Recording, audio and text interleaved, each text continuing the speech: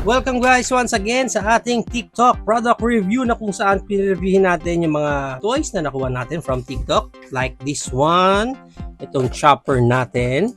Actually, dalawa na yung binigay sa akin na ganito. Kasi yung unang binigay nila sa akin ay nagkaroon ng problem.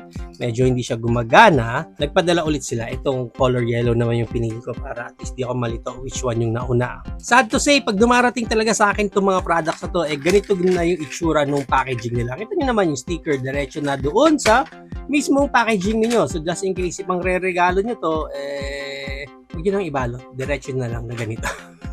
Ganyan siya mismo talaga. Ganyan ko siya na-receive. Hindi na maganda yung status niya. Anyway, tingnan natin yung pinaka-details dito ng chopper natin. Yan ang itsura niyan. Yan. And then, rechargeable ito. May kasamang charger yan. Dito nyo siya i-charge sa side. Diyan.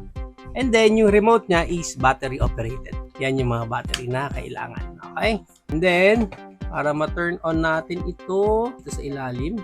Yan. So, pag nag-glue na yan, yun, automatic na andar yung pinaka-LC niya dyan. Actually, malakas yung LC. Ang lakas ng hangin niya. Please refer doon sa isa nating video. Nagawa na kasi ako ng isa pang video natin for this one. And, technically speaking, yung pinakalipad lang kasi ng helicopter natin na to is, pag na-turn on nyo siya ng ganun, automatic yan, lilipad na. So, taas baba na lang siya. And parang, sumasabay na lang siya sa hangin, kung saan siya pupunta. Ganun lang yung pinaka-andar nitong helicopter natin na to. Yun, no? Automatic na siya ang lilipad-lipad ng ganyan. So, up and down lang naman siya. So, pag gusto natin siya pahintuin, press lang natin tong button na to. And then, hihinto na siya. Yun.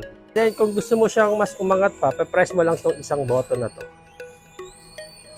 Yan. Masaangat siya na masaangat. So, nandun na siya sa labas. Wala tayong laruan. Yung silbi kasi ng remote niya is ito, pag pre-press mo yan, lalo lang siyang aangat. Ganon. Pero ito, yung pang stop naman niya. So maybe pag medyo delicate na yung lagay ng helicopter nyo, patayin nyo para di siya malaglag sa tubig or mapunta sa bubong or sa puno or anything. Pwede siyang patayin dito. Okay, yun lang naman ang pinakasilbi ng remote niya. Actually, akala ko left and right ito. Pero no. Ang mangyayari lang talaga sa mga helicopter nyo na to is up and down lang sila. Up and down. Actually, medyo mahirap siyang i-control kung first time yung gagamit ng ganito hanggang sa masanay kayo. Ganun. Just in case na gusto nyo yung mga ganito klaseng helicopter, super cheap lang siya.